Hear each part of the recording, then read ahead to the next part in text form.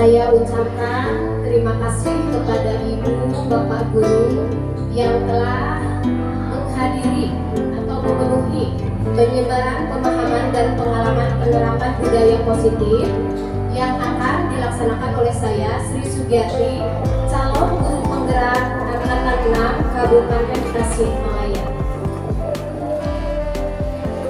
Selamat datang pada guru hebat.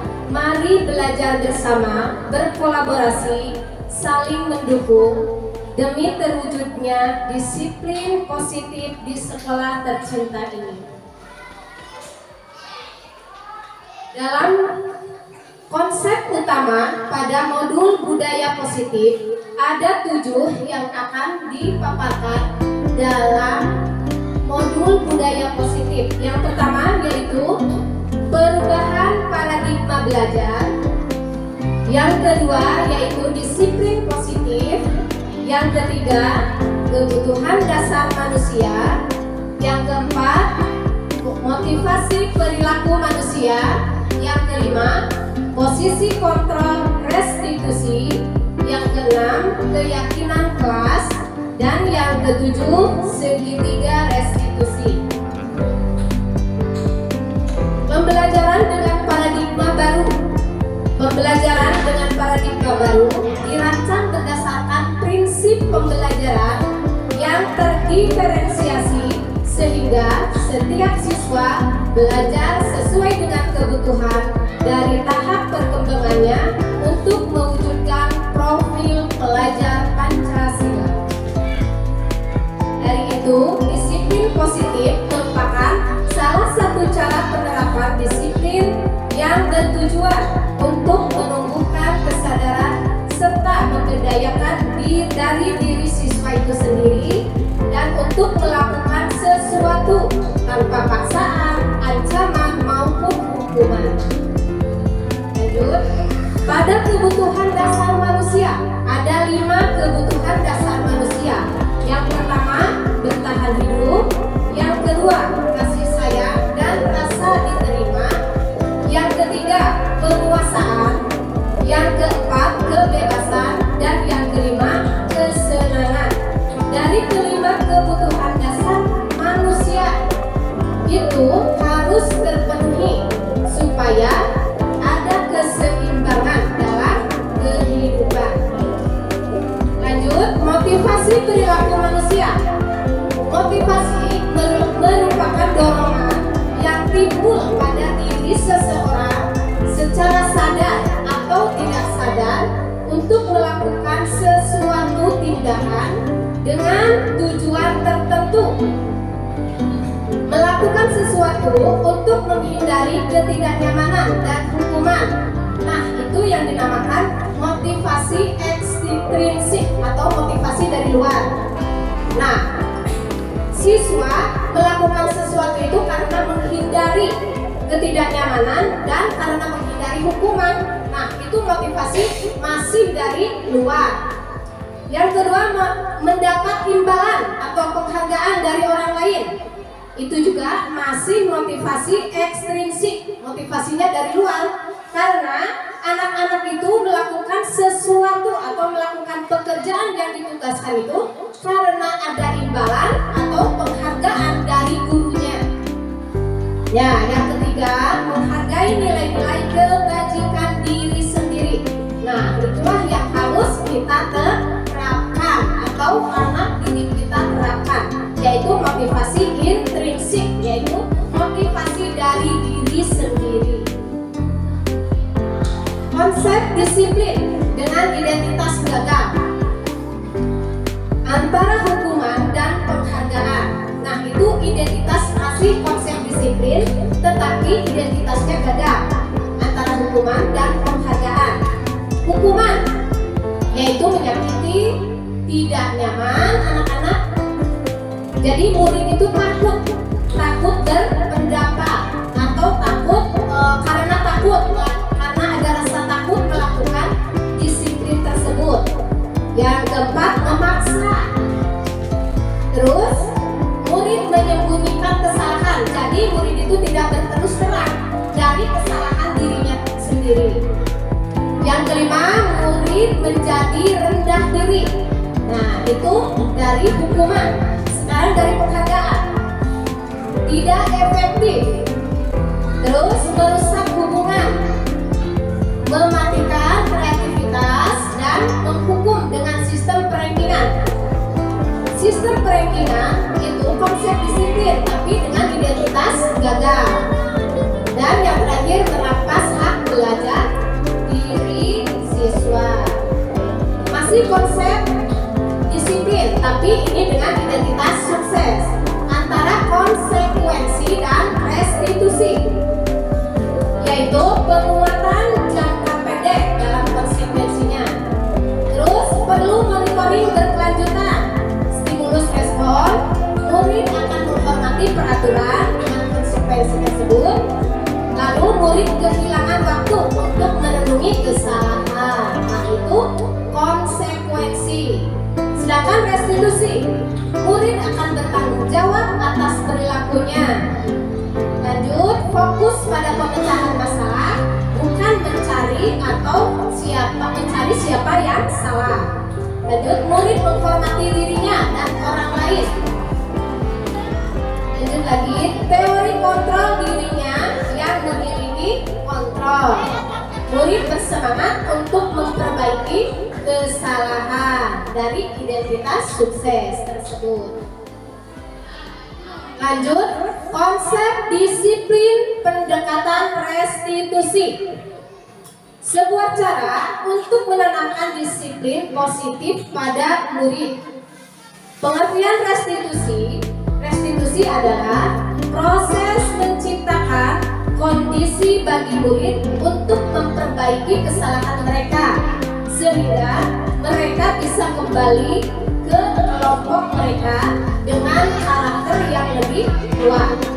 Sedangkan ciri-ciri restitusi yaitu bukan menebus kesalahan, namun belajar dari kesalahan itu sendiri dan memperbaiki hubungan. Lanjut, tawaran bukan paksaan. Jadi menawarkan bukan memaksakan kehendak murid tersebut. Menuntut untuk melihat ke dalam diri. Lanjut, mencari kebutuhan dasar yang mendasari tindakan tersebut. Fokus pada karakter, bukan hanya tindakan saja. Dan menguatkan dan fokus pada solusi. Jadi bukan hanya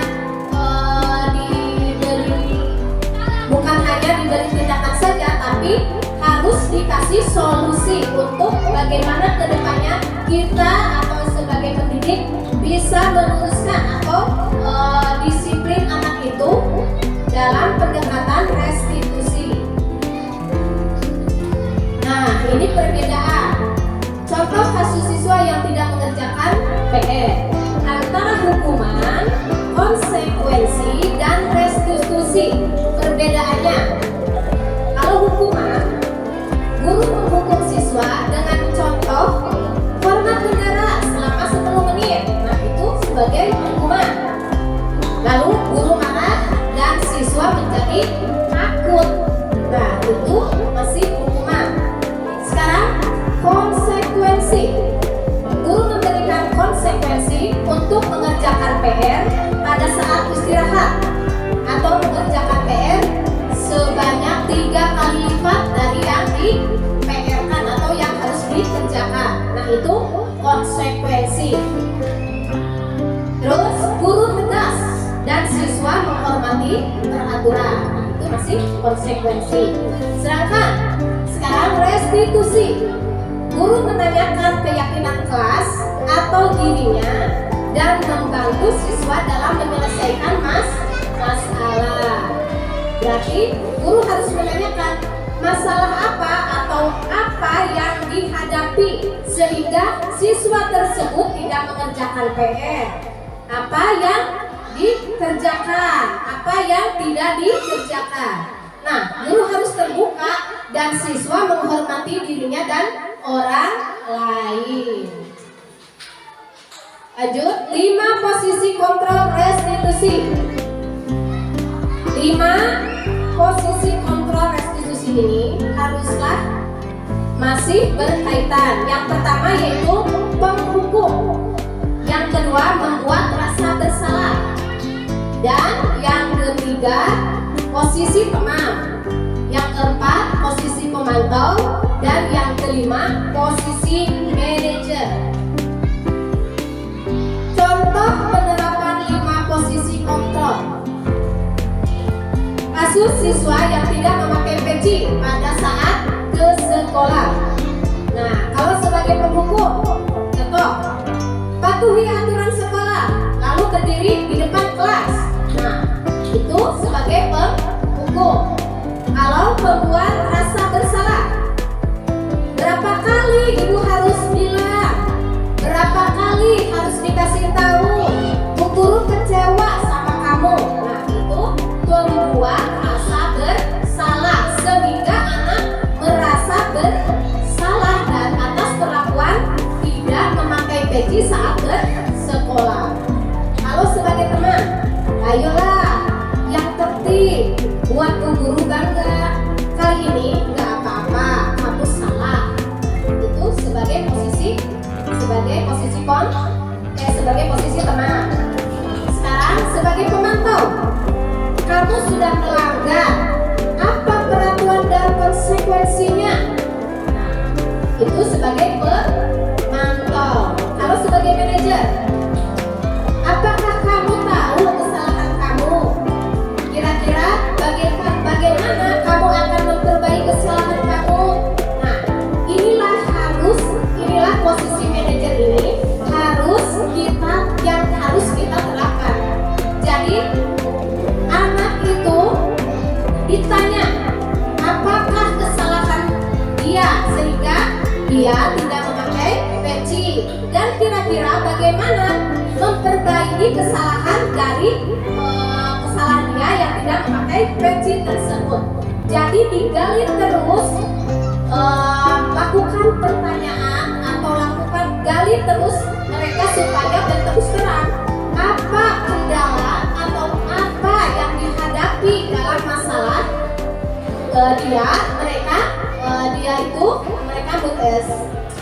murid tersebut tidak memakai peci.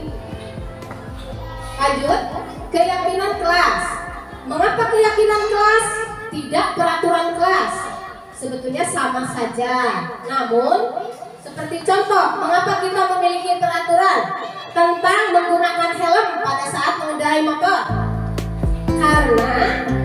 Karena supaya bila mana kita mendapat kecelakaan, supaya kepala kita menjadi aman. Nah, itu antara keyakinan kelas dan peraturan kelas masih sama saja sebenarnya. Nah, ini kegiatan membuat keyakinan kelas pada kelas 4 yang telah saya terapkan di kelas 4. Guru bersama siswa membuat keyakinan kelas. Yang pertama, mendiskusikan tentang peraturan kelas terlebih dahulu. Yang kedua, merumuskan peraturan menjadi keyakinan. Yang ketiga, menempelkan penerapan di kelas itu sendiri. Segitiga restitusi ini mempunyai 3, yaitu menstabilkan identitas. Ketika kita semua akan melakukan hal terbaik yang bisa kita lakukan. Yang kedua, menvalidasi tindakan yang salah. Semua perilaku memiliki alasan. Dan ketiga, menanyakan keyakinan. Kita semua memiliki motivasi intrinsik, yaitu motivasi dari diri kita sendiri. Lanjut, nah ini video dari kasus 1 yang dilakukan atau yang dilanggar dalam tindakan kelas oleh salah seorang murid yang bernama Al-Mubin. Silakan.